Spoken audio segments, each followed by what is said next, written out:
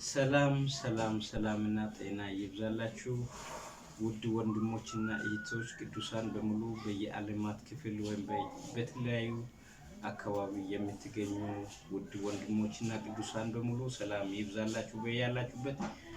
እንግዲህ እኔን የማታውቁኝ ወንድማችሁ ዮሴፍ ይባላልኝ።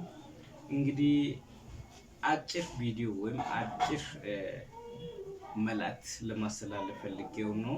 እንግዲህ ያው ጌታ ኢየሱስ የተባረከ ይሁን፣ ክብር ለኢየሱስ ይሁን። ምክንያቱም ሰሞን አንዳንድ የምናፈስ ወሬዎቹ ምክንያቱም ከእውነት የራቀ ውሸቶቹ እየገጠሙ እየሰማን እያዳመጥን ስላለን ግድ ሆኖብናል ማለት ነው። ምክንያቱም ሚዲያ ላይ ስለተወራ ሚዲያ ላይ መመለስ ግድ ስላለብን ነው።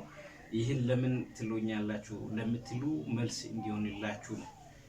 አዎ ምክንያቱም ሰሞኑ ከባለፈው ሳምንታት ጀምሮ አንዳንድ ውሸት የሚናፈሱ ውሸተኞች ወይም ከቤተ ክርስቲያን አካባቢ ላይ በራሳቸው አጀንዳ በራሳቸው ፕሮግራም ጋር ያራመዱ የቆዩ አንዳንድ ሰዎች አሉ እና እነሱ በመውጣቱ ምክንያት እኛ በእርግጥ አንድ ሰው በቤተ ክርስቲያን ሲኖር ለራሱ ለነፍሱ ሲል ለራሱ ለህይወቱ ሲል ለራሱ መንግስት ነው የሚያመልከው። ግን ግድ አለብን ወንጌል ባትሰብክ ወዮል ይላል ጳውሎስ። ስለዚህ ወንጌሉ በትክክለኛ መንገድ እንዲራመድ ወይም በትክክለኛ ሁኔታ እንዲከናወን ፈልገን።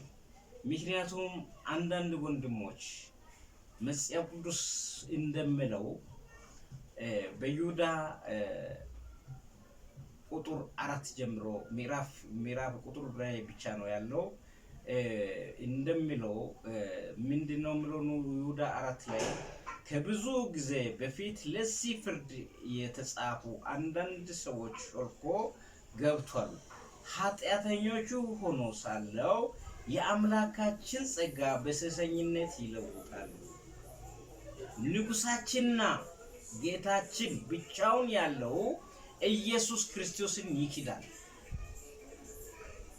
ብቻው ያለው ንጉሳችን ይክዳሉ። ምክንያቱም አንዳንድ ወንድሞች 30 ዓመት 27 ዓመት ቆይተናል እያሉ ወጥቶ አንዳንድ እያጣመሙ ወንጌሉ ይገኛል። ምክንያቱም ውሸታቸው ነው።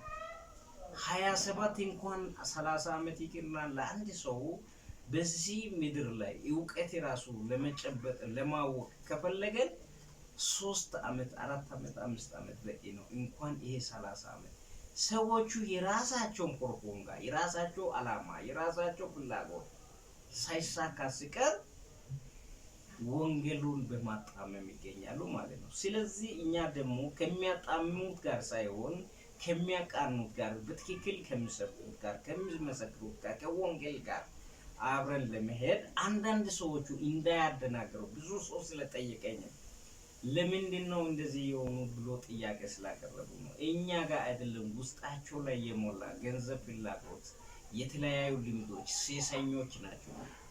በተለያዩ ምክንያት ቤተክርስቲያን ላይ ለቆዩ ሰዎች ቤተክርስቲያን ኃላፊዎቹ ጋር ወይም መሪዎቹ ጋር በተጋጩበት መንገድ ላይ አሁን ወጡ ማለት ነው። ስለዚህ ነው